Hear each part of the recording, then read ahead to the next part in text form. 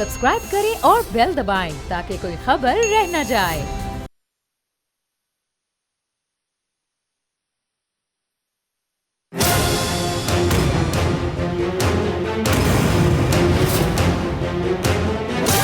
From the Islamabad studios of Bol Network, it's time for Jameel Farooqi on National Debate.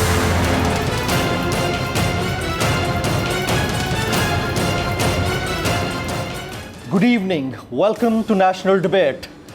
बयानात का हैजान, सियासी तूफान और फिर कुदरती तूफान। पाकिस्तान इस वक्त तीन तरह के सहजावियाती तूफानों में घिरा है। अल्लाह रहम करे, लेकिन मामलात कुछ ऐसे हैं कि सियासतदान अपनी सियासत बचाने के लिए पार्टियां बदल रहे हैं। कोई किसी पार्टी में जा रहा है, कोई किसी पार्टी में जा रहा है। मईशत का मामला हम सब के सामने है। ख़जाने के अंदर कुछ हो ना हो, एक बड़ा बजट बना दिया गया है। जो कल तक इल्ज़ामात लगाते हुए दिखाई दे रहे थे, आज इल्ज़ामात से पीछे हट रहे हैं। अब कुछ और लोग हैं जो इल्ज़ामात लगा रहे हैं। जैसे चौधरी सरवर साहब ने बड़ा दावा किया कि इस्तेहकाम पाकिस्तान पार्टी लंदन में बैठे हुए लोगों की कोशिश के बाद मार्ज़े वजूद में आई। ये बहुत बड़ा इल्ज़ाम है, बहुत बड़ा स्टेटमेंट है। और उन दिनों में जबकि उस पार्टी के पैटर्न इन चीफ लंदन के अंदर मौजूद हैं, इस बयान का आना कितना इंपॉर्टेंट है, इसका जवाब लेना ज़रूरी है। कराची के अंदर मेयर की लड़ाई चल रही है। 3 दिन बाद उसके अंदर से क्या निकलेगा, उसके ऊपर भी इल्ज़ामात की सियासत चले जा रही है। और फिर एक कुदरती तूफ़ान बाइपर जॉय, और इससे मुतासिर हो सकता है हमारा शहर कराची, हैदराबाद, टंडवाला यार और मुल्हिका इलाके, उधर इंडिया के अंदर गुजरात और उसके साहिली इलाके। तो उससे निमटने के लिए हमारे एनडीएमए ने और पीडीएमए ने आज तक अपने आप को कितना इक्विप किया है, ये भी बहुत बड़ा सवाल है।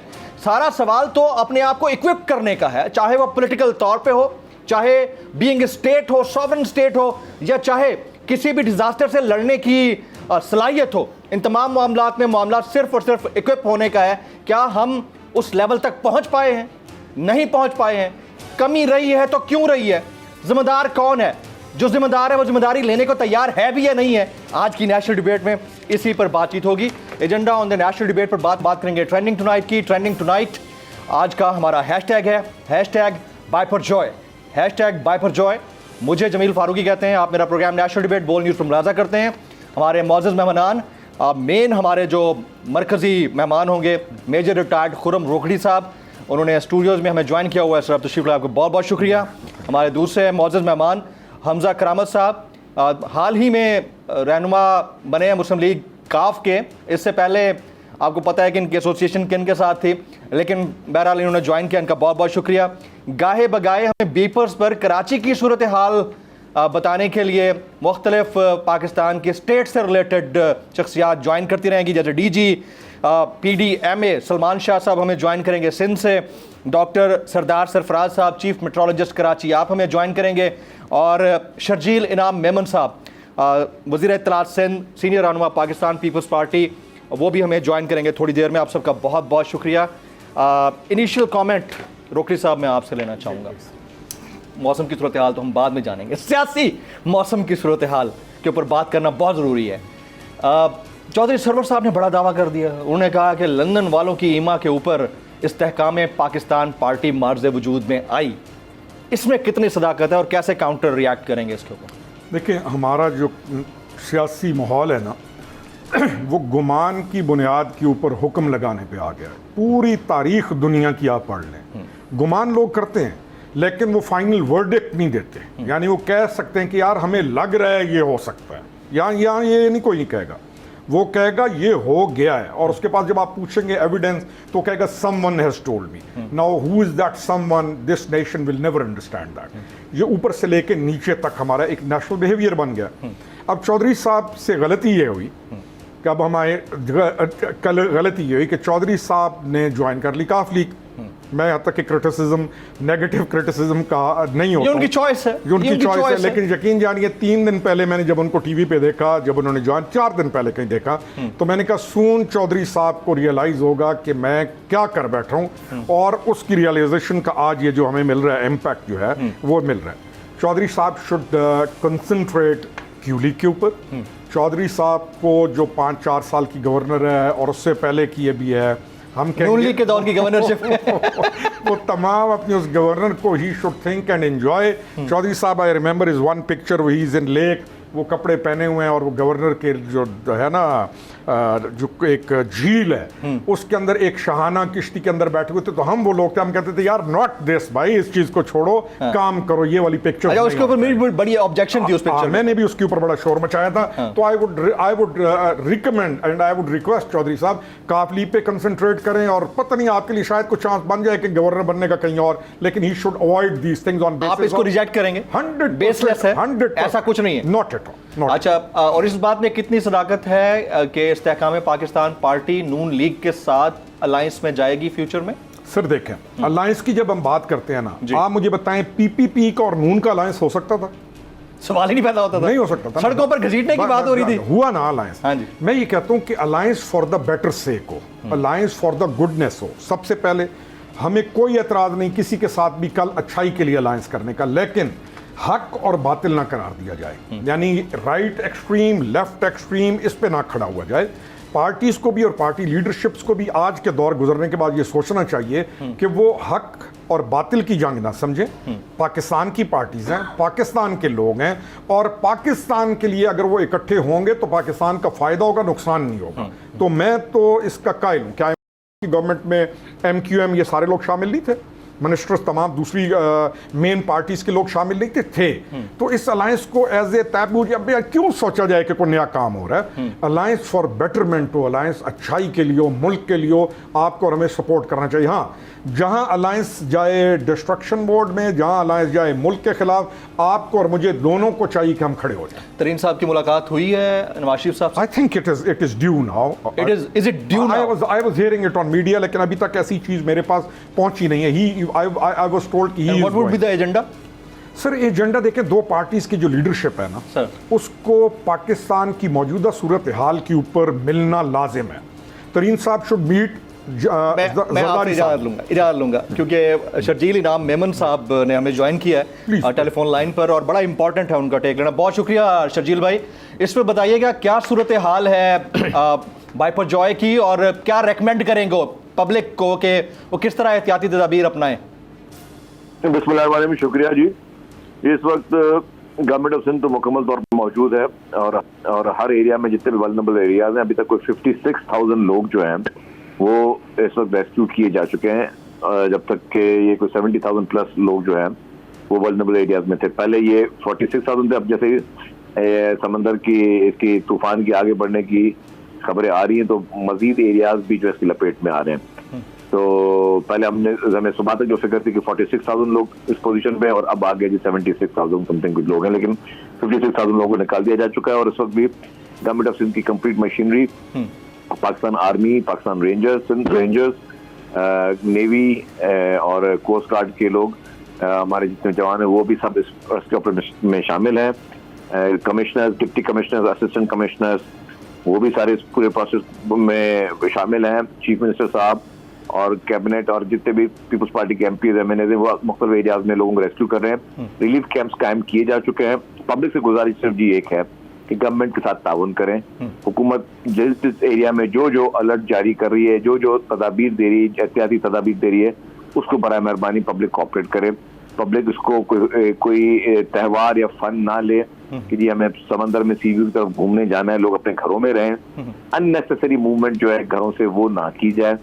जब तक कोई इमरजेंसी नहीं है तब तक आप घरों से ना निकले, ताकि जो है कोई इन केस ऑफ किसी भी इमरजेंसी में खुदा ना खास्ता तो जो हमारे रेस्क्यू इदारे हैं उनको टाइम मिले कि वो लोगों को रेस्क्यू करते रहे। ये नहीं कि जी पब्लिक अननेसेसरी रोडों पे घूम रही हो तो ट्रैफिक की न्यूसेंस पैदा हो। तो ये पब्लिक से गुजारिश है।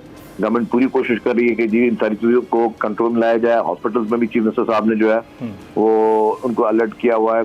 बिल बोर्ड वगैरह की जो कंप्लेंट थी वो भी उनको भी बिल बोर्ड उतारे गए हैं। जो इस तरह की बिल्डिंग कंट्रोल अथॉरिटी ने आइडेंटिफाई की थी जी कि जिन बिल्डिंग्स पे जो है वो खतरा है या वो बिल्डिंग वल्नरेबल है तो उधर से लोगों को इवैक्यूएट किया गया। तो कंप्लीट तरीके से गवर्नमेंट जो है वो इस चीज को देख रही है। लेकिन हमारी गुजारिश है लोगों से कि हमें गवर्नमेंट के साथ। शर्जील भाई यहाँ पर ये जरूर बता दीजिएगा इंटेंसिटी के बारे में। गुज़िश्ता रोज कुछ और बताया जा रहा था, अब ये कहा जा रहा है कि ये कराची से जरा दूर रहेगा तूफान। एक तो इसके ऊपर कमेंट कर दीजिएगा, दूसरा कैपेसिटी कितनी है सिंध गवर्नमेंट की और पीडीएमए की? बाकी तो तमाम इदारे यकीनन साथ होंगे, खुदा ख्वास्ता कोई बड़ी अगर नेचुरल कैलेमिटीज कराची के शहर की तरफ आती है, लेकिन फिर भी कैपेसिटी कितनी है? देखिए जी, कैपेसिटी जो है अल्हम्दुलिल्लाह सिंध गवर्नमेंट मुकम्मल तौर पर जितनी भी मशीनरी थी, डी वाटरिंग पंप्स या बाकी चीज़ें वो मुख्तलिफ शक्कर से वगैरह भी जो बाकी जिला से वो इन डिस्ट्रिक्ट में सीएम साहब ने मंगवा दी है। कराची में भी काफ़ी चीज़ें डिप्लॉयमेंट हो गई है, डी वाटरिंग मशीन, बाकी जो मशीनरी है उसको भी अभी डिप्लॉयमेंट हो गई। जनरेटर्स में डीजल वगैरह, तमाम गाड़ियाँ, स्टाफ, अमला सब जो है सब रेडी है। देखिए जी, अगर ये 100-150 मिलीमीटर अगर 1-2 दिन में भी हो जाए तो उसको फेस कर सकते हैं, लेकिन जो अभी एक जो प्रॉब्लम आ रहा है वो आ रहा है कि क्लाउड बस्ट होने के चांसेस हैं। अच्छा, जब क्लाउड बस्ट होता है तो डेफिनेटली वो बहुत प्रॉब्लम वाली सिचुएशन होती है। तो उसमें उसको कंट्रोल करना है, उसको थोड़ा मैनेज करना है चीज़ों को, उसमें पूरी जो इंतजामिया है वो उसको देख रही है। और जो कमांड एंड कंट्रोल सिस्टम आप लोगों ने बनाया है उसमें खुद चीफ मिनिस्टर साहब देख रहे हैं उसको? बिल्कुल जी, चीफ मिनिस्टर साहब देख रहे हैं, लेकिन पीपल्स पार्टी की लीडरशिप चेयरमैन बिलावल भुट्टो ज़रदारी साहब और प्रेसिडेंट आसिफ अली ज़रदारी साहब पर्सनली सबसे राब्ते में, हर डिस्ट्रिक्ट में पर्सनली वो खुद बातचीत कर रहे हैं और खुद इन चीज़ों का जायजा भी ले रहे हैं। वेरी राइट, बहुत शुक्रिया शर्जील इनाम मेमन साहब, आपने वक्त निकाला। रोकरी साहब प्लीज अब कंटिन्यू कीजिएगा। पहले तो हमारी दुआ है शर्जील साहब के साथ और तमाम के साथ, अल्लाह इनको और स्ट्रॉन्ग करे और हम इस क्राइसिस जो अल्लाह ताला इससे निकल जाए, इससे निकल और मुझे जो अच्छी चीज़ हुई ना जी। वो ये था कि मीडिया ने इस दफ़ा आप लोगों ने बहुत टाइमली गवर्नमेंट के साथ मिलकर रिस्पांस किया। ये था पॉजिटिव, ताकि पीपल शुड प्लीज कंटिन्यू कीजिएगा। अभी हम कहाँ पे थे, कहाँ पे फ्रॉम वेयर वी स्टार्ट, हम कहाँ पे थे? क्यू लीग अपने ऊपर तो चौधरी सरवर साहब शुड नॉट से दिस थिंग, उनको ये चीज़ नहीं कहनी चाहिए। ये मैं तो ये कहूँ। Very right, very right. मैं मिलिट्री के मामले के ऊपर आपसे टेक ज़रूर लेना चाहूँगा और आपका ज़ाहिर है कि एक बैकग्राउंड भी है। उससे पहले तैमूर तालपुर साहब ने भी हमें ज्वाइन कर लिया और हमज़ा करामत साहब जुड़े हुए। हमज़ा साहब, आप लोगों ने दावा किया है कि इस्तेहकाम पाकिस्तान पार्टी जो है वो लंदन वालों की आशीर्वाद के ऊपर मर्ज़ वजूद में आई है। इस दावे का जो काउंटर रिएक्शन है वो आपने सुन लिया होगा रोकरी साहब से। अभी तक कायम है आप लोग इस बात के ऊपर? सर बिल्कुल कायम है, लेकिन हमने ये पता नहीं कहा कि उस पर किसी शख्स का हमने जिक्र नहीं किया। उस पर लंदन में अल्ताफ हुसैन साहब भी मौजूद है, वहाँ पे और बहुत सी शख्सियात मौजूद हैं, लेकिन ये है कि इसमें तो कोई शक नहीं, सबको पता है कि ये लंदन प्लान का हिस्सा है और लंदन से ही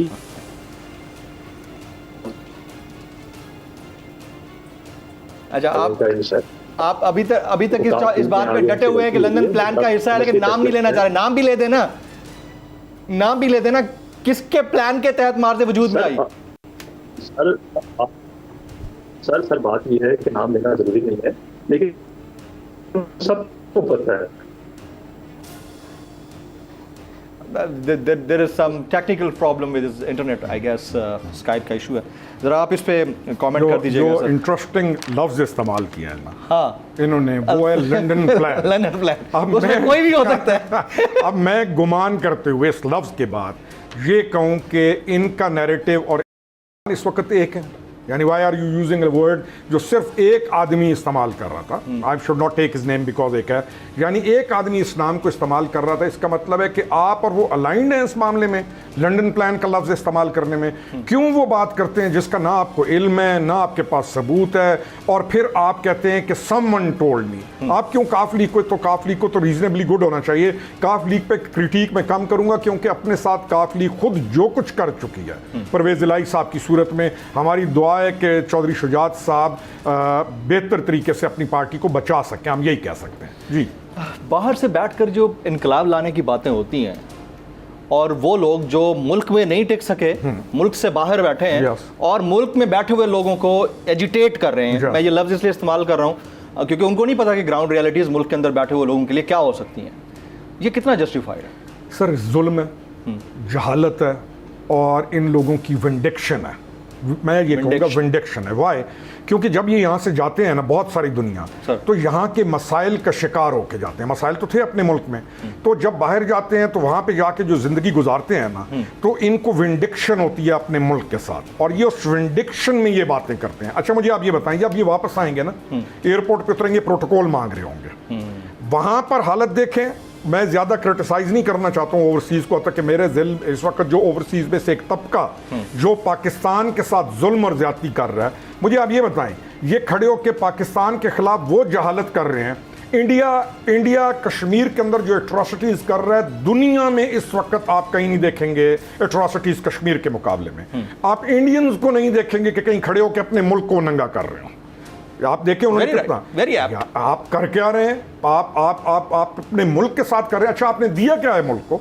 मुल्क को तो दे रहा है वो लेबर तबका जो दुबई के अंदर, और वो दे रहा है जो सऊदीया में वो दे रहा है मुल्क को। आप अमेरिका के अंदर उधर रह के दे क्या रहे हैं? या आप दूसरे ममालिक के अंदर रह के सिवाय इधर आके नखरे करने की, उधर नखरा करना, उधर नखरा करना, नखरों के अलावा है क्या आपके पास? और आप अपने मुल्क को वहां पे गंदा कर रहे हैं। मैं तो इसका हक में हूँ, लॉज बनने चाहिए। ये जो वहां पे ड्रामा कर रहा है, they should be sorted out. या उनके एयरपोर्ट्स पे तस्वीरें लगनी चाहिए, और इनकी जो मल्टी नेशनल है, इनके कार्ड्स कैंसिल होने चाहिए। इससे ज्यादा और मुल्क दुश्मनी क्या है? नंगी गालियां निकाल रहे हैं, और किसके लिए? अच्छा, आप पूछे उनसे, क्या तुम्हें पाकिस्तान के हालात का पता है? क्या तुम पाकिस्तान आए हो? नहीं जी, हमें हालात का नहीं पता। हम किसको? हम जी सोशल मीडिया पे फलाना यूट्यूबर सुनते हैं, मुक गई गाल। तो this is the level of information they have. मैं तो इसको लॉज बनना चाहिए, और हमारी एम्बेसीज को, खास तौर पे जो हमारी एम्बेसीज हैं ऑल ओवर द वर्ल्ड, उनको अपना रोल अदा करना चाहिए। वो सोई ना रहे जो पुराना एक स्टाइल है। Very right. अच्छा जी, सलमान शाह साहब, director general provincial disaster management authority, हमें ज्वाइन किए हुए। बहुत शुक्रिया सर आपके वक्त के लिए। कुछ देर पहले वज़ीर इत्तलात साहब से हमारी बात हो रही थी, उन्होंने तो इन्फॉर्मेशन दी है, वार्न भी किया है पब्लिक को। आप बताइए कि कितनी कैपेसिटी है हमारी और किस लेवल का खतरा है बाइपर जॉय से? देखिए जी, इस वक्त जो एक्सट्रीमली सीवियर साइक्लोन कैटेगरी से निकल के ये वेरी सीवियर साइक्लोन कैटेगरी में आ गया है। तो विंड स्पीड जो पहले थी उससे थोड़ी कम हुई है। इसी तरीके से जो बारिश की प्रोबेबिलिटी थी, जो पहले जितना हम फोरकास्ट कर रहे थे, उससे थोड़ी कम होगी। लेकिन अभी भी जो बारिश और जो विंड है वो काफी हद तक खतरनाक साबित हो सकती है। जो सी सेल जो कि स्टॉर्म सर्ज का कॉज करती है, वो अभी तक उसकी जो मैग्नीट्यूड है वो सेम है, that is around 3.5 metre, 10-12 feet तक वो जो है ना वो हाइट होगी। तो इस वक्त जो है हमारा जो मेन चैलेंज जो हम फेस कर रहे हैं वो साउथ ईस्टर्न डिस्ट्रिक्ट जो है 3 छठा से जावलपति, वहाँ पे लोकल पॉपुलेशन जो कि कोस्टल बेल्ट के साथ रिजाइड करती है, उनके इवैक्यूएशन। टोटल 71,000 लोग हैं जो कि मोस्ट वल्नरेबल लोकेशंस पे थे। उनमें से तकरीबन इस वक्त हम 57,000 लोगों को इवैक्यूएट कर चुके हैं। कर दिया गया ऑपरेशन। Very right. अच्छा, ये बता दीजिएगा कि ये एक्सट्रीम सीरियस थ्रेट और वेरी सीरियस थ्रेट, ये दो आपने लेवल्स बता दिए ना, इसमें कितना फर्क है? आई मीन के कितना हम इसको किस तरह गेज करेंगे? देखिए जी, एक्सट्रीम वाले जो केज होता है ना, उसमें तकरीबन 150 किलोमीटर पर आवर से ऊपर वाली रफ्तार से पर आवर के हिसाब से विंड्स चल रही होती है। इसी तरीके की जो स्वेल होती है, जो storm of the I of the storm में जो फॉर्म हो रही होती है, वो 30 से 40 फीट के करीब फॉर्म हो रही होती है। तो जो वेरी सीवियर है उसमें ये तकरीबन 20 से 25 फीट तक की होती है, और जो विंड की स्पीड है वो 120 किलोमीटर पर आवर तक होती है। तो वो विंड की स्पीड काफी कम हुई है। और जो क्या एक्सपेक्टेड है सर, ये कब तक खुदा ना ख्वास्ता ये हिट कर सकता है जिन एरियाज का आपने तस्करा किया है? जी देखिए, आफ्टरनून ऑफ 15th यानी कि परसों आफ्टरनून में ये जो है ना लैंडफॉल करेगा। लेकिन जो इसके इफेक्ट्स हैं वो आज भी आना शुरू होते हैं। मैं इस वक्त खुद कोस्टल बेल्ट में मौजूद हूँ। सुबह को मैं केटी बंदर पे था, हमारे जो एडवाइजर टू सीएम है हाजी रसूल बख्शानी साहब, वो तो हम साथ ही हैं और रिलीफ कैंप्स और इवैक्यूएशन ऑपरेशन को सुपरवाइज कर रहे हैं। तो यहाँ पे आज भी हमने इफेक्ट देखे हैं। केटी बंदर में खासतौर पर स्वेल काफी ज्यादा थी, जाती में बारिश हुई है, और लेकिन अभी अल्हम्दुलिल्लाह थोड़ा सा बेहतर है। दिन में जकड़ भी चल रहे थे मुख्तलिफ लोकेशन पे। खारोछान एरिया में भी काफी इसका इम्पैक्ट अभी से नजर आना शुरू हो गया है। तो ये इफेक्ट्स जो है वो अभी से शुरू हो गए हैं, जो कि सीवियर होते जाएंगे वक्त के साथ साथ। कल शाम को, परसों रात तक और परसों तक जो है ये लैंडफॉल करेगा। उसके बाद फिर ये आगे नॉर्थ की तरफ ट्रैवल करेगा, जिसमें थरपातर और उमरकोट डिस्ट्रिक्ट जो हमारे, उनमें फिर इसका इफेक्ट आना शुरू हो जाएंगे बारिशें और हवाओं की सूरत में। Very right. डॉक्टर साहब, आपने वक्त निकाला, आपका बहुत बहुत शुक्रिया। ख्वातीन एक ब्रेक लेते हैं। ब्रेक के आएंगे तैमूर तालपुर साहब भी हमारे साथ मौजूद हैं, मेजर रिटायर्ड खुरम रोकड़ी साहब स्टूडियोज़ में ज्वाइन किए हुए हैं। इनसे मज़ीद बात करेंगे। पाकिस्तान की जो पॉलिटिक्स की ग्राउंड रियलिटीज़ है ना, उनको भी समझने की ज़रूरत है, और पाकिस्तान की जो डेमोग्राफी है उसको हम इग्नोर किए बगैर हालात के ऊपर कमेंट नहीं कर सकते हैं। ये जो हम सुबह दोपहर शाम हकीकी आज़ादी और पाकिस्तान की पॉलिटिक्स का मंत्रा इसके ऊपर बात करते रहते हैं, ज़रा इससे निकल कर थोड़ी देर के लिए सोचिए कि आप रह कौन सी डेमोग्राफी में रहें। After this break.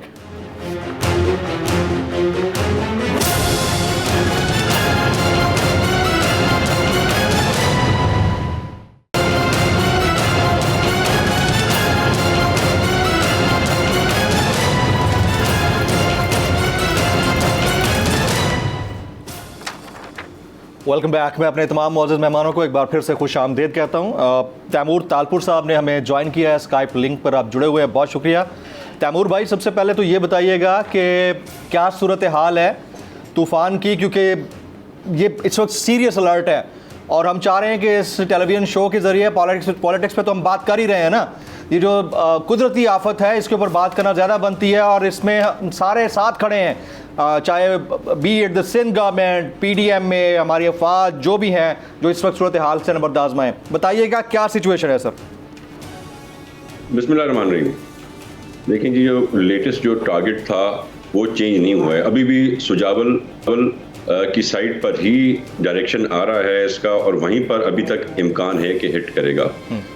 इसमें उम्मीद रखते हैं, बहुत बार हुआ भी है कि जो डायरेक्शन है वो टाइम के साथ डाइवर्ट हो जाता है कहीं और। काफ़ी दफ़ा ये हमारे पास आते आते और इंडियन गुजरात की तरफ निकल गया था, तो हम होपफुल हैं, चांसेस हैं कि ऐसे भी हो जाए, पर दैट इज़ ऑल सेकेंडरी। सबसे इम्पोर्टेंट ये है कि we have to be prepared for the worst, from the worst to the worst we have to be prepared, और हमने वो किया है। जैसे ही इसका इंटीमेशन आई थी उसी दिन से मुराद अली शाह साहब ने कैबिनेट को बिठा के, ऑफिसर्स को बिठा के एक वर्कआउट किया था पूरा प्लान।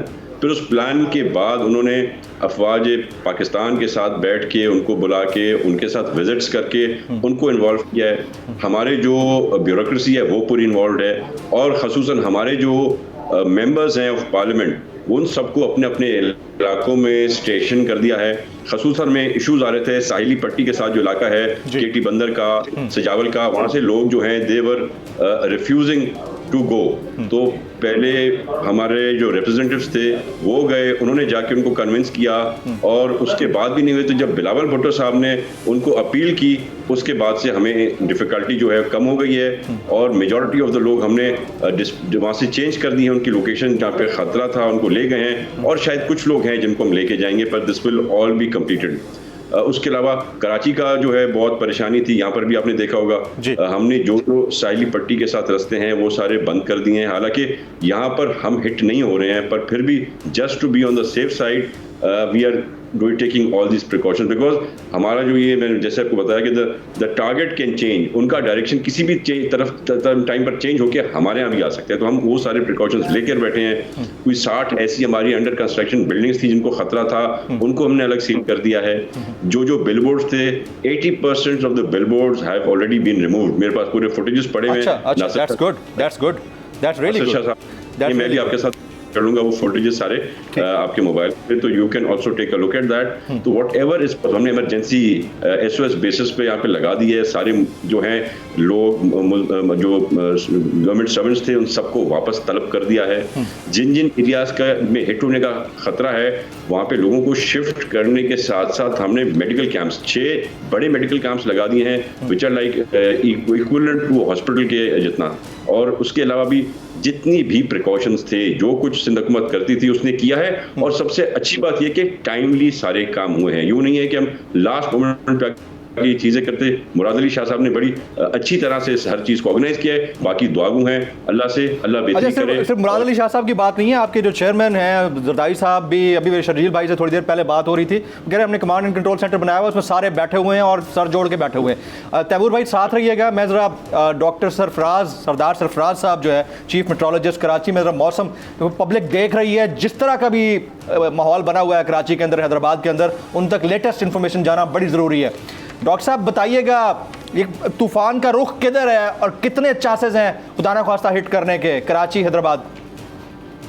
जी बहुत शुक्रिया जी। अभी कराची से उसका फासला 380 किलोमीटर है, कराची के जनूब में मौजूद है और फिलहाल तो उसका रुख अगले कह लें आप कोई 10-12 घंटे तक शुमाल ही की जानिब रहेगा। जिस पॉइंट पर है वहाँ से सीधा शुमाल की तरफ या स्लाइटली शुमाल मगरिब की तरफ, लेकिन सुबह के बाद जो है कल 14 जून की सुबह के बाद उसका रुख नॉर्थ ईस्टवर्ड हो जाएगा, शुमाल मशरक की जानिब हो जाएगा। फिर शुमाल मशरक ही पे ट्रैक रहेगा इसका आगे till it reaches to the coast. और कोस्ट हमारा जो ठट्ठा का साहिली इलाका है केटी बंदर और इंडियन जो गुजरात है उनका मांडवी एक जगह है या दूसरी उनकी जाखाऊ पोर्ट है, तो मतलब केटी बंदर और उस जगह के दरमियान से किसी जगह से पास करेगा या टकराएगा।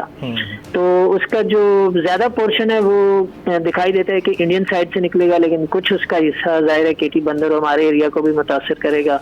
तो ये है इसका ट्रैक। कितनी बारिश हो सकती है एक्सपेक्टेडली, मतलब आपकी क्या एंटिसिपेशन है इस हवाले से?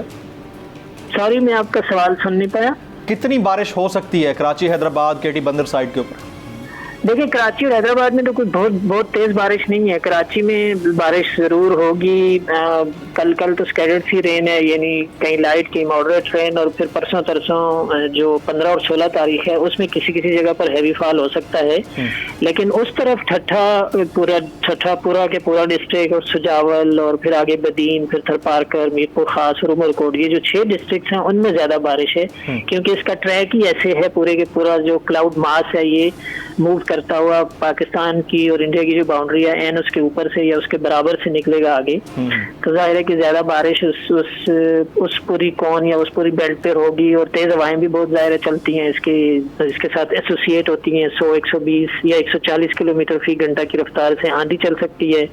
और फिर जिस साइली पट्टी से टकराएगा तो उस साइली पट्टी पे लहरों की ऊंचाई खासी उठती है, यानी 3 से 3.5 मीटर तक लहर बुलंद हो सकती है। और यूं समंदर का पानी जो नशेबी इलाके होते हैं समंदर के साथ मिले हुए, यूजुअली वो फिशरमैन की वो होती है रिहायशी सेटलमेंट्स, तो उनमें पानी अंदर आ सकता है, ये खदशा है वहाँ पर। वेरी राइट डॉक्टर साहब, आपने वक्त निकाला, आपको बहुत बहुत शुक्रिया। मैं ज़रा हमजा करामत साहब, आपने उस वक्त बात कर रहे थे, आपका इंटरनेट का इशू था, ज़रा बड़ा करके दिखा दें हमजा साहब को। हमजा साहब अपनी बात कंप्लीट कर लीजिएगा। जी बिल्कुल, मैं ये कह रहा था रोहित साहब ने बात की कि इमरान खान ने रिलेट किया है। बात करने का मकसद ये है कि अगर हमारा इमरान खान से हमें रिलेट किया जा रहा है तो फिर तो सरवर साहब पीटीआई को छोड़ के काफ लीग में क्यों आए। और इन्होंने कहा कि सरवर साहब जो है उन्होंने जल्दबाजी में जो है वो काफ लीग को ज्वाइन किया है, ऐसा बिल्कुल भी नहीं है। उन्होंने बड़ा सोच समझ के फैसला किया है। और मैं ये आपको बताता चलूँ कि ये वक्त साबित करेगा कि चाहे सरवर साहब का फैसला ठीक था या नहीं था। उसमें ये है कि मैंने कल भी बात की है कि पाकिस्तान वफाक की बात करें या पंजाब की बात करें, इसमें काफ लीग के बगैर हुकूमत नहीं बनाई जाएगी। और अगर बात आप इस्तेकाम पाकिस्तान पार्टी की करें तो वहाँ पे मैं भी मौजूद था, ठीक है जी। इसमें तमाम तर जितने भी लीडरान स्टेज पे मौजूद थे, तमाम तर लीडरान के चेहरे उतरे हुए थे, मास्टर फरदौस आशिक अवान साहिबा अच्छा वो नजर आ रही थी। बाकी तमाम तर लीडर वहाँ पे अफसोस थे, मुँह छुपाए वहाँ पे फिर रहे थे। और ये आपने मीडिया ने भी दिखाया उसको, फवाद चौधरी साहब की भी पिक्चर वायरल हुई है। तो आप मुझे खुद बताएं कि जिस जमात का आगाज ही अफसोसगी से होगा तो जमात क्या करके दिखाने की? तो पॉलिटिकल चॉइस तो है ना, भले उनके चेहरे नादिम हों या वो किसी और स्टाइल में बैठे हों, आपने तो परसीव कर लिया ना। लेकिन आपने दावा जो आप लोगों का है कि लंदन से ऑर्डर मिला है और मार्ज वजूद में आई है, तो नाम ले देना कि किसके कहने पे मार्ज वजूद में आई है जमात। ये जमहूरी हक है अपनी जमात बनाने का। मैं ये बिल्कुल नहीं कह रहा कि वो चॉइस नहीं है, बिल्कुल वो चॉइस है, बिल्कुल सबके पास हक है जो पॉलिटिकल पार्टी बनाने का उन्होंने बनाई है। लेकिन मैं आपको ये कह रहा हूँ कि जो ये कह रहे हैं कि जी वो क्या करेगी, ये किस तरह से है, मैंने आपको उस हवाले से अपना मौक़िफ़ दिया है कि वहाँ पे जितने भी लोग मौजूद थे वो तमाम लोगों के चेहरे उतरे हुए थे। जब एक चीज का आगाज इस तरह से आप कर रहे हैं तो उसे आप क्या एक्सपेक्ट करेंगे? रोगली साहब की तरफ आएंगे, रोगली साहब की तरफ जी। हमजा साहब आपका पॉइंट आ गया, हमजा साहब आपका पॉइंट आ गया, रोगली साहब की तरफ आए जी। सर एक तो इसका जवाब दे देना, चेहरे उतरे हुए थे, शर्मिंदा थे आप लोग? नहीं देखिए, हमारा चेहरा तो नहीं उतरा हुआ था, हम तो बहुत पुराना एक चीज को लेके चल रहे हैं। मैं सवाल ये है कि तमाम लोगों को ये सोचना चाहिए कि 9 मई के वक्त जो इस पार्टी के साथ हो गया, 9 मई के बाद जो क्राइसिस डेवलप हुआ और जिसका इस क्रिटिकल थ्रेशोल्ड के बाद जो हालात बने, अब चेहरे भी ना उतरे, यानी किधर जाएं? वो मिलिटेंट थे, वो बॉर्डर के ऊपर फौजी थे जो भाग गए थे, पॉलिटिकल पार्टी का हिस्सा थे। आप ज़रा 5% वो क्राइसिस करके दिखाएं, दूसरे वाली पार्टी वाले चेहरे उतरे को छोड़ें, हो सकता है आप नज़र भी कोई ना आए कि जाएं किधर।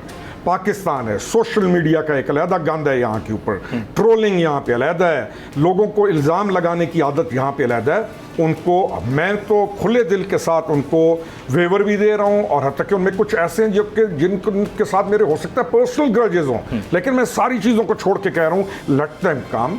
9 मई के बाद वो कहाँ जाएं? पॉलिटिकल लोग हैं, ये मेरे भाई पॉलिटिकल लोग हैं, कोई क्राइसिस हो जाए ये कहाँ जाएंगे? यानी उनको इतना ना करें, आप 9 मई पे फोकस करें कि हुआ क्या है उस पर, उसके बाद वो परेशान भी ना हो किधर गए। उनकी सारी पॉलिटिकल लाइफ, उनका तमाम पॉलिटिकल करियर एक बंदे ने इस जगह पे लाके घड़म करके सारा कुछ नीचे गिरा दिया। अगर हम संभालने होने, हम संभालेंगे भी सही और इंशाल्लाह उनको आगे लेके चलेंगे भी सही। जी सर। पाकिस्तान की जो पॉलिटिक्स है, हम पाकिस्तान की जोग्राफियाई सरहदों का मुताला किए बगैर हम इसकी पॉलिटिक्स को किसी और लेवल की पॉलिटिक्स तैयार करने की कोशिश कर रहे हैं। पिछले 75 साल में हम ये डिसाइड नहीं कर पाए। अच्छा, पब्लिक कुछ और समझती है, उनको बताने वाले कुछ और बताते हैं, और हमारी जो ग्राउंड रियलिटीज है वो बिल्कुल उससे मुख्तलिफ है, बिल्कुल उससे कंट्रारी है। इस पर जरा कमेंट कर दीजिएगा। आप तो फौज में रहे हैं। देखें, हम एक तो किताब नहीं पढ़ते सर, हमारा इल्म जो बाकी नई जनरेशन है उसका इल्म आ गया खबर के ऊपर। खबर इल्म नहीं होता, खबर आपको पता चलती है जो इल्म में इजाफा करती है। पाकिस्तान एक स्ट्रॉन्ग पॉलिटिकल गवर्नमेंट है। अभी तक बहुत सारी दुनिया को स्ट्रॉन्ग पॉलिटिकल गवर्नमेंट और वीक पॉलिटिकल गवर्नमेंट का फर्क समझ नहीं आता। स्कैंडिनेविया वीक पॉलिटिकल गवर्नमेंट है, चाहे उनकी इकोनॉमी जितनी मर्जी स्ट्रांग हो, उनको किसी फौज की जरूरत नहीं है, उनकी सेरेमोनियल आर्मीज हैं। आपकी इकोनॉमी ऊपर नीचे हो सकती है, लेकिन आपकी जो जोग्राफिकल लोकेशन है और जैसे आप हैं, आप एक स्ट्रॉन्ग पॉलिटिकल गवर्नमेंट है। इंडिया एक स्ट्रॉन्ग पॉलिटिकल गवर्नमेंट है, ईरान एक स्ट्रॉन्ग पॉलिटिकल गवर्नमेंट है, अफगानिस्तान एक स्ट्रॉन्ग पॉलिटिकल गवर्नमेंट है, आपका चाइना एक स्ट्रॉन्ग पॉलिटिकल गवर्नमेंट है। आप इस सारी इन्वायरमेंट में चाहते हैं कि आप स्कैंडिनेविया की तरह वीक पॉलिटिकल गवर्नमेंट बने और आपकी फौज कमजोर हो जाए। लोगों को ये चीज समझ नहीं आती। अब बाकी ममालिक के अंदर इशू नहीं है, ईरान के अंदर पिछले दिनों कितना बड़ा क्राइसिस, बहुत बड़ा क्राइसिस, और उन्होंने क्या कुछ नहीं किया अपनी पब्लिक के बाद। कोई कई बॉर्डर के बाद को बोला किसी ने किया? ये हम एक ऐसी कौम बन गए हैं कि ना कानून मानने को तैयार हैं और ना हमें एहसास है कि अल्लाह की कितनी बड़ी नेमत है हम पे। हमें सोचना चाहिए। आप स्ट्रॉन्ग पॉलिटिकल गवर्नमेंट है, पॉलिटिशियंस को भी पता होना चाहिए आप स्ट्रॉन्ग पॉलिटिकल गवर्नमेंट है, और आपकी जो कोर है, इस मुल्क की जो कोर है, उसको हिट करने की अगर कोई भी कोशिश करे तो आप बंदों को रेड लाइन नहीं बनाएंगे, आप अपने मुल्क को रेड लाइन बनाएंगे, रियासत को। और रियासत अहम होती है। डेमोक्रेसी और थियोक्रेसी, इसमें क्या कितना फर्क है? देखें जी, जो पिछला टेन्योर है, यानी जो 4 साल की जिस शख्स की गवर्नमेंट रही है, लोगों को यही समझ नहीं आई कि वो थियोक्रेसी के अंदर बिलीव करता है, और उसका थियोक्रेसी पर भी रहता ना। कोई एक ममालिक में थियोक्रेसी है, थियोक्रेसी की वो अगली मंजिल में ये पहुंचा कि ही स्टार्टेड थिंकिंग कि वो अवतार है, वो अपने आप को इल्हाम, अवतार और मैं भेजा गया हूँ सब कुछ ठीक करने के लिए। And then he started using the words हक और बातिल, और मुझे डायरेक्शन दे के भेजा गया है। कौम तो पहले ही, तो आपको पता है, देवमाला की कहानियाँ सुनने की आदी है, और क्योंकि इंडियन कल्चर के बाद निकल के कुछ स्टार प्लस के ड्रामे भी बड़ा अरसा देख लिए हैं, तो कहानियाँ, और हमारे पास क्योंकि इल्म नहीं था तो लोगों को ये समझ नहीं आई कि किस रास्ते पे डिविएट करके उनको कहाँ लेके चला गया, और एक तबके ने ये सोचना शुरू कर दिया कि ये हक और बातिल की जंग है। यानी थियोक्रेसी की worst of the worst form, जो कि जब रेड इंडियंस के दौर से पहले को अमेरिका के अंदर हालात होते थे, वो वाले टाइम, यानी worst of the worst form फिरौन थियोक्रेसी है।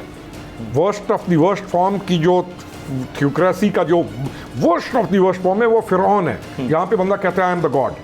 तो why was he taking people toward that side? He could not declare them, लेकिन उसने ये तो डिक्लेयर कर दिया ना कि मेरे साथ जो है वो हक पे है, जो मेरे खिलाफ है, या हम अगर खिलाफ है तो बातिल पे है। तो हक और बातिल का मैं कई बंदों से माना पूछता था कि क्या आपको हक के लुग़वी माना आते हैं?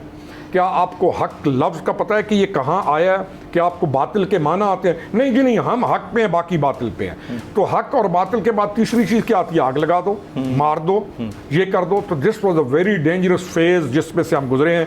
लेकिन इस इंशाल्लाह आप स्टेबल हो जाएंगे इंशाल्लाह। उसकी वजह स्टेबल इंशाल्लाह इसलिए होंगे कि कैओस का एंड हो गया। 9 जो था मई, उस कैओस को जिसको उसने डेवलप किया था उसको इसने इम्प्लीमेंट करने की कोशिश की। तो अब वो जो कैओस है वो ख़त्म है। Now we have to stabilise the country. आपको और हमको मिल के इसको बहुत तरीके के साथ चलाना होगा। Very right. मैं ज़रा तैमूर तालपुर साहब, तूफ़ानों का तो हमें सामना है ही है, एक और तूफ़ान का सामना कराची शहर को है और वो है मेयर कराची का इंतखाब। और फॉर्चुनेटली या अनफॉर्चुनेटली ये सेम डे पे पड़ रहा है। जो फोरकास्ट है इस वक्त महकमा मौसमियात की वो भी यही है कि 15 तारीख को जो है हिट कर सकता है इन शहरों को। और आप लोगों का इलेक्शन भी उसी दिन है। इल्ज़ामात बड़े लग रहे हैं सर, क्या जवाब देंगे इसके ऊपर? हाफिज़ नईम साहब बहुत कुछ बोल रहे हैं। जमील भाई, आपने जो है साइक्लोन को और मुर्तज़ा वहाब को एक कर दिया, ये तो बड़ी आपने हैरत की बात की है। अब हमें भी तो चलाना है ना सब कुछ। ये सियासत भी तो तूफान है ना सर, तूफान है। सियासत भी तो तूफान है। आप और हम जैसे कई बह जाते हैं इसमें। देखिए जी, पीटीआई जो थी ना, उन्होंने कहा ये सुनामी है, वाकई सुनामी निकला। कोई सुनामी इतना नुकसान इस मुल्क का नहीं कर सकता था जितना इस फितने न्याजी ने किया, उसमें तो कोई शक ही नहीं है। पर जहाँ तक बात है मेयर के इलेक्शन की, तो बड़ा डिफरेंस है हमारे वोटों में। एक तो आपको पता होगा, एक बड़ा चंक जो है इनके यूनियन काउंसिल चेयरमैन का, मेंबर्स का जो है, उन्होंने डिक्लेयर कर दिया कि भाई हम इमरान खान से एफिलिएटेड नहीं है, हम इनके कहने पे वोट नहीं देंगे। अब ये एब्सटेन करने के मूड में हैं या ये इतना बड़ा रिस्क लेके पीपल्स पार्टी को वोट देने के मूड में है, दैट इज वन इशू। तो वो हमारा डिफरेंस तो वहीं पे सारा कवर अप हो गया, ठीक ठाक लीड है। सेकेंडली मैं आपको ये बता दूं कि जमायत के अंदर भी ऐसे इनके इलेक्टेड मेंबर्स मौजूद हैं जो कि कहते हैं कि हम इस पार्टी के साथ जिसके साथ एफिलिएशन किया है, इस फितने इमरान न्याजी के साथ जो एफिलिएशन की है, इस एफिलिएशन के बाद वो भी नाराज हैं।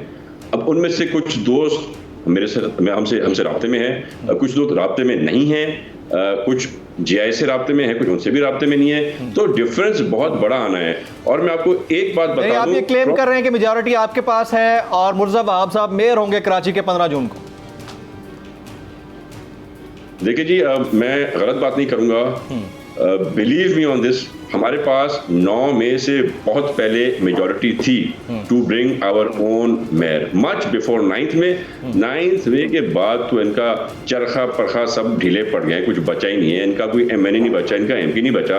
जो अच्छे शरीफ लोग थे सारे इस फितने न्याजी को छोड़ के अलग हो गए। और मुझे तो हैरत है, मेरे भाई जैसा आदमी इतना अरसा इमरान न्याजी के साथ कैसे रहा, because I know he is a gentleman, बड़ा अच्छा आदमी है, कैसे ये रहे इतना अरसा।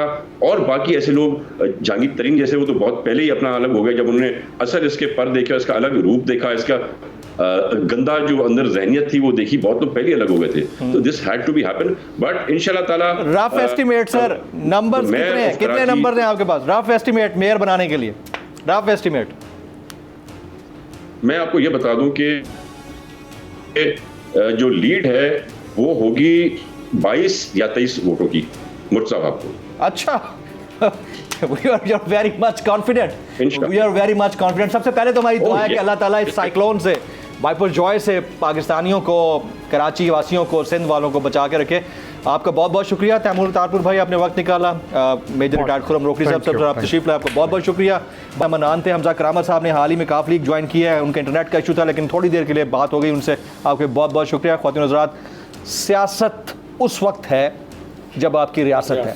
रियासत, सियासत, मईशत तीनों कनेक्टेड है, इंटरकनेक्टेड है।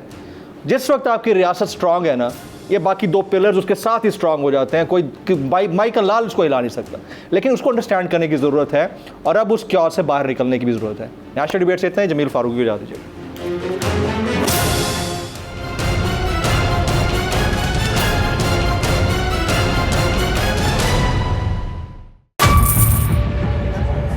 बजट 2023-24 की सबसे बड़ी ट्रांसमिशन, बोल एक मर्तबा फिर सबसे आगे। वजीर खजाना की बजट तकरीर की सबसे बड़ी कवरेज। 62% अवाम ने देखा बोल की स्क्रीन पर। Welcome back to the budget transmission. सबसे बड़े पैनलिस्ट और रिपोर्टर्स की बड़ी टीम ने बजट के लम्हे लम्हे की अपडेट से किया बाखबर अपनी अवाम को। रजाक में यूं कह रहा हूं कि एक तरफ ये ख्वाहिश है कि लोगों को रिलीफ दी जाए, क्योंकि इलेक्शन सिर पर है, तो कोई ऐसा बजट नहीं जो पॉपुलिस्ट हो। क्योंकि बोल रखता है खबर के हर पहलू पर नजर। बोल है सबसे आगे, सबसे पहले। सब्सक्राइब करें और बेल दबाएं ताकि कोई खबर रह न जाए।